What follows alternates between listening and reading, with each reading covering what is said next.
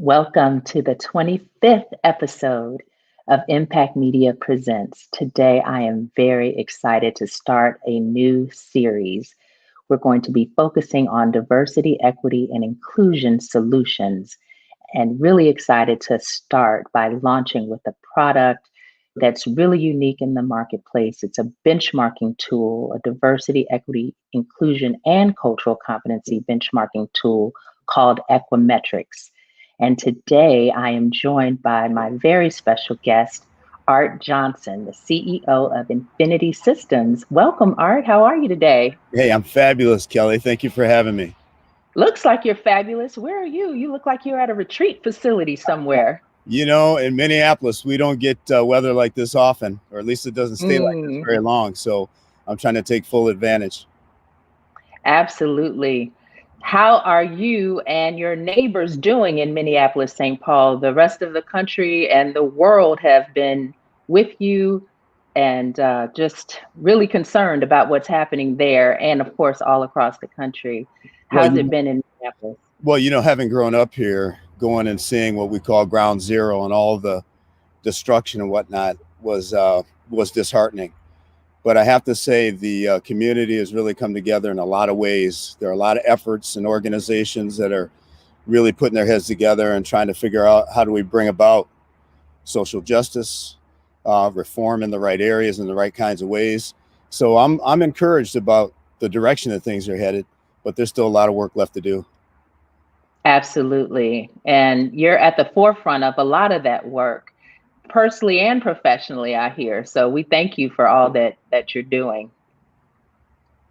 So it's been quite a while. Some know who are tuning in today that we met at Drake University as undergraduate students. And I was just thinking, if I wish that this tool would have been available. Just think how far we'd be if you had this concept earlier. I remember working on my case study for diversity, equity, inclusion for Drake and how they could improve the quality of life for students of color.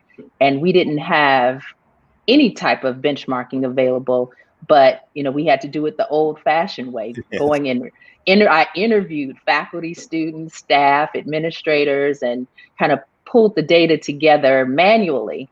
So the fact that you've created a tool that helps to measure a diversity metrics is pretty phenomenal. And even in the course of my career working in the field and having worked on a benchmarking tool for healthcare for the American Hospital Association, I believe you've really gotten it down to a pretty unique science. And I'm excited for you to tell people about it. And that's why we have you here today and kicking off this series around diversity solutions.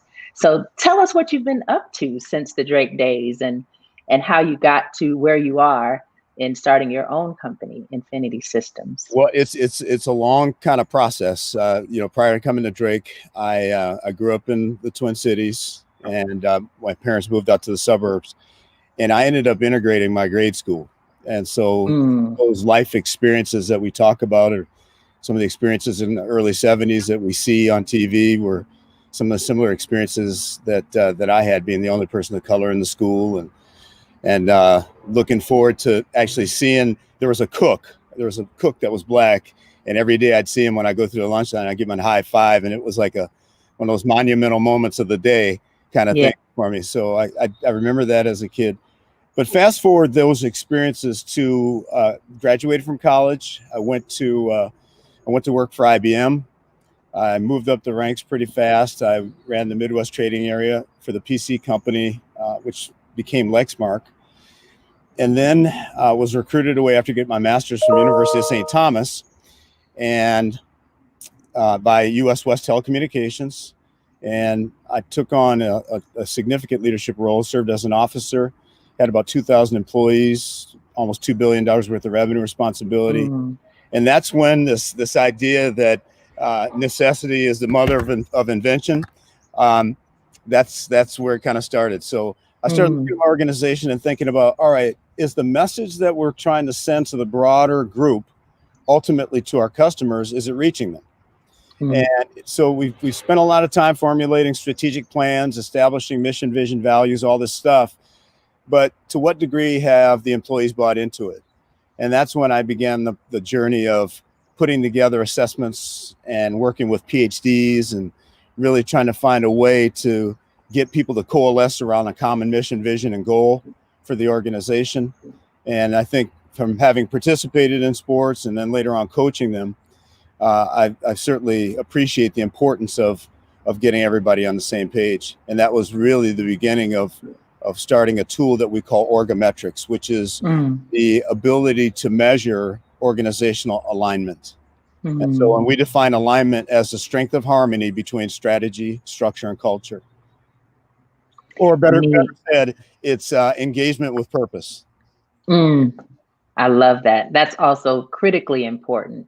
So tell us a little bit about how you started Infinity Systems, and Equimetrics was one of the initial tools that you had. How did Equimetrics evolve? So Equimetrics was something I was kind of tinkering with at US West. I went on to become vice president of sales at Medtronic, largest medical device company in the world. And that's when I decided that it was time to really roll this thing out. So I started tapping the shoulders of a few folks that knew how to put instruments together. I had been kind of wrestling with this engagement study that we'd been doing for years and years and not really getting information that was helpful for me. The problem I kept having was that, our engagement scores were improving, but our performance as an organization was kind of flatlining. So there wasn't a strong correlation between the two. So I began to measure this thing called alignment, and lo and behold, found out that we, as a mission-driven company, did not have the level of alignment that I thought we had, and went to work on a few things, pulled my leadership team together, and really turned that around. The outcome, Kelly, was we were able to grow top-line revenue 13% year over year in a flat market. Now, that's a very difficult thing to do when you have 55% market share. So we took a lot of market share during that period of time and had an outstanding performance as an organization. I was really excited about those particular accomplishments.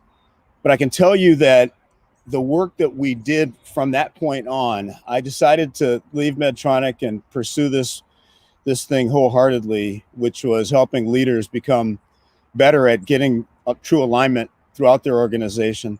And it really led to my heart's work, which is really getting into this area of diversity, equity, and inclusion. So if you think about the importance of having a level playing field, yes, that's the thing I so badly wanted as a kid, and now as an adult, being able to create an instrument that can specifically measure that. That's exactly where we headed with this thing. So it just happened that was where my heart was headed. And then we had a number of clients that said, well, wait a minute, if we have all these aligned folks, what about the misaligned? Are they, what's common amongst them? And what we ended up finding out was more often than not, women and people of color fell into these categories of misalignment where they weren't necessarily included in all of the communications, particularly the informal communication, which is one of the constructs of measurement that we go after. And it oftentimes leads to feeling disenfranchised. So that was the beginning of us beginning 2 years ago to put together an instrument, working again with some real knowledgeable PhDs in this space to formulate the right questions, to make sure that they're put in the right order, to make sure that they're asked the right way. And then the analytics that go along with it become paramount in terms of helping ascertain the level of cultural competence of an organization. You talked about this being your heart's work, and you talked a little bit about why. Tell us also, like, the real personal reason why you're committed to this work and your vision for the impact of this work. Well, again, I think it goes back to that little kid in grade school that where the deck many times was stacked against me, and I just know that there are other people have had similar type of experiences. This thing kind of continued to perpetuate on into my professional career. Even though I achieved a fair amount, every time I walked into a boardroom or certain meetings, I may be the only person of color in that room.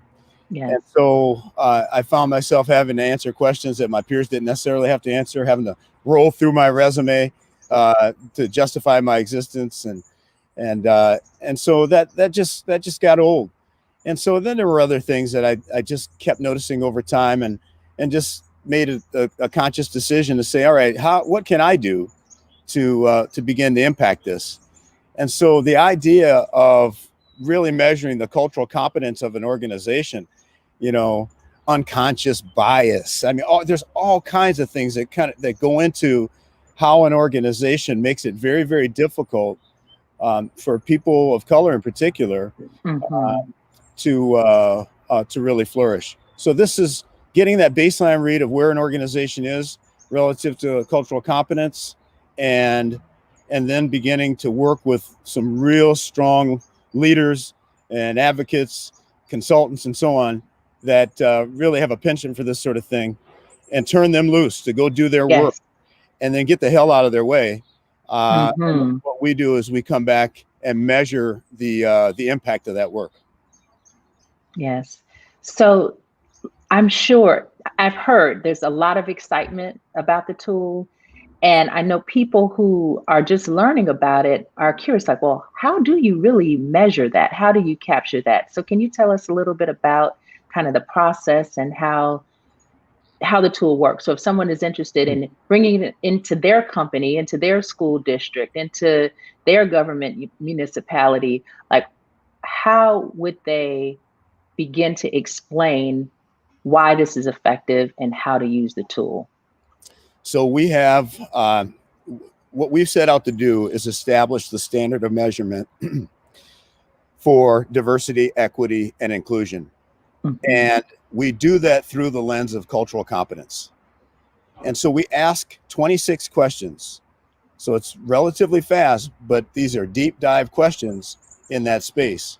So if we think about diversity, and we got it, everybody has it, we want to make sure that we have the right definition of what that means. But we think of it as being invited to the dinner party. Mm-hmm. Equity basically is that you're serving something I can actually eat. Mm. And then inclusion would be I get to participate in the discussion at dinner. So with all of these things kind of coming together, every organization's different, every geography is different. Yeah. Diversity is a challenge in Minnesota, as you might imagine. Yeah. So I see many times leaders raising their hands saying, hey, look, there's nothing I can do. I can't, and I said, well, have you ever been to Howard University? When you're doing your recruiting, have you been to Alcorn State? Right. Oh. So the people are out there that have the skill sets that you're looking for, but you just, Right. We got to think a little bit differently. But yeah, if you're just, fishing in your own pond, then you're right. You're only going to catch the fish that are, swimming around in that pond. So that's where we've got to begin to open up the dialogue and discussion. But it all begins with getting that baseline read. So measuring these things, these independent constructs, looking at it through the lens of cultural competency helps us establish that baseline. And then once we get that information back, it takes about 10 minutes to finish the survey. Once we get that information back, what's provided is what we call an Equimetrics score. So that'd be like your sleep number or your Myers-Briggs, or it's a numerical depiction of how culturally competent the organization is, anywhere from 1 to 100. The higher the number, the more competent the organization is. And so we see typically first go around, most organizations tend to fall right in that 40 range. Certainly some lower, some a little higher, but right in that 40 range. And that's an opportunity to identify where those areas of incompetence are, or where the challenges and opportunities lie. And that's where we roll up our sleeves and suggest some best practices, recommend some consultants that we've come across. But the real work, Kelly, is to come back after that work is done and measure again and see which 9 constructs that we measure, which ones have actually improved, and then what did those improvements lead to. And there are instances where we've seen, for instance, the accountability score goes up 1 point, and literally in a school district, it translates to a 29% decrease in chronic absenteeism. Wow. And if you're a superintendent, that's important. I mean, you got to have Yes. seats. So I gave you a corporate example of some of the work. I've given you, school districts, but this is an industry sector agnostic thing. This is a thing where we're actually trying to figure out where is the organization today, and then let's be about change. Absolutely. So again, I'm really interested in ensuring that everyone knows how to get access, to the information to be able to share the tool. Do you have um, information that others can get to, and how would you encourage people to promote and begin to have these conversations within their organizations, or challenge whether it's consumer brands that they support? Say, I think we should start a movement around this. In order for change to happen, like you said, we have to measure it. We have to have the baseline and know what's needed. So I believe that our viewers and people who follow Impact Media, that's what we're about. It's about advancing diversity, equity, and inclusion across all sectors, and using media and entertainment, as a platform, and one of the platforms to do that. And that's why we're featuring you today, to promote education in this space and encourage activism as a result. So how can people engage with Equimetrics to begin to have these conversations? So you talk about a movement. To me, a movement requires a couple elements. One is the energy and emotion that we saw here in Minneapolis and still continue to see in support of George Floyd and his family. The other is bring data. Let's use data as the rationality for what it is that we espouse.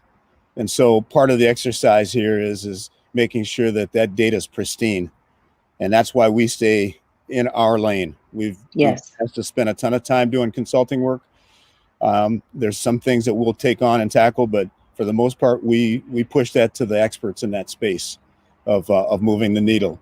And we want to stay, squarely in that spot of measurement. And so we take that very seriously.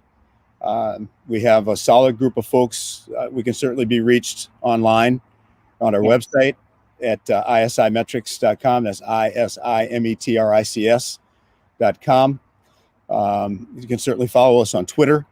The Twitter handle here is at Equimetrics. That's EQUIMETRICS. And those are a couple ways to get at it, but a simple thing is asking for an assessment. We can certainly make those available. Okay. And scale as appropriate. Absolutely. And as I mentioned to you, and as we've been sharing on the screen, that, as with any guest that comes on, Impact Media Presents, we're willing to follow up and share, information about the work that's featured here, so we can also serve as a resource to get some of the brochures and, one sheet that, you have out to people upon request. As well as we'll also be sharing it because we believe in it so strongly. So really, really excited about this. I know that you also have another very exciting thing that you're launching very soon. Why don't you tell us about that before we wrap? Well, I finished the long process of writing a book. I had been That is awesome. Working Congratulations. Well, thank you. Been working on this thing for almost 2 years. And the idea of measuring alignment within an organization requires some intentionality. And there are elements that are required in order to have an aligned organization. And so we've identified the 9 pillars of alignment. We've described what they look like, what it takes to achieve them, what the outcomes are associated with once those are achieved, and then some interesting anecdotal references throughout the book, and even some references to experiences that I've had as well. So the book is called The Art of Alignment. It's coming out this fall. Stay tuned. It should be all throughout Amazon and airports and whatnot, but we're really excited about that work. That's very exciting. Very, very exciting. Would love to have you come back to talk about the book. Love to. I'm fully supportive of Kelly Redmond and Impact Media. You have been. Yes. Thank you very much. And appreciate the opportunity to share our story. No, thank you. And I will definitely be following up with you to schedule you to come back in alignment with your launch. So looking forward to continuing to work together, and so glad that you can join us today. We are going to begin to get this information out so that, we can get this movement started. It's really timely, and as you know, we've had this series on where do we go from here, because it's, the protesting is important, but it's the work behind the scenes that really affects systemic change. And like you said, measuring, where we are as it relates to diversity, equity, inclusion, and cultural competency. That's the baseline. That's where you start. And there is not, a platform that is generally and widely accepted. And we want to make Equimetrics that tool. So we're going to do our part. Kelly, I would just say that in the Twin Cities here, there are 20 some odd Fortune 500 and equally as many Inc. 500 companies that most of which have raised their hand and have been trying to figure out a way to get at this thing. The attention that the Floyd situation has brought to the city has left quite the stain. Yes. And there is a real desire to remedy that and remedy it quickly.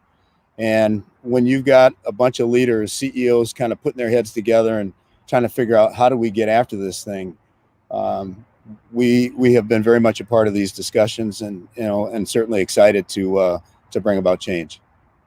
Yes. So thank you for joining us on our 25th episode of Impact Media Presents.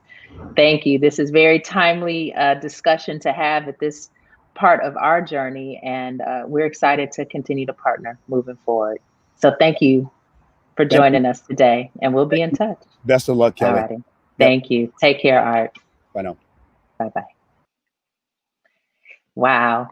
Really, really excited about this. Look forward to continuing to connect with you. As you see on the screen, you can email me and contact me at the number on the screen to get more information about Equimetrics and how you can join this movement to measure diversity, equity, inclusion, and cultural competency in any organization across all sectors. And want to thank you, our viewers, for supporting us throughout these 25 episodes. It has been quite a journey. We're actually embarking upon our 7-year anniversary as a nonprofit organization. Impact Media and Entertainment Coalition will be celebrating our 7th anniversary, August 24th. And the entire month of August, we will be having a very special set of programming for Impact Media Presents, some very special guests in honor of our 7th anniversary. So definitely stay tuned for the announcements around who's coming and when. And then we'll be doing some special fundraising events and activities to celebrate this monumental anniversary for us. So thank you so much for tuning in. Have a great weekend. Take care. God bless. Bye-bye.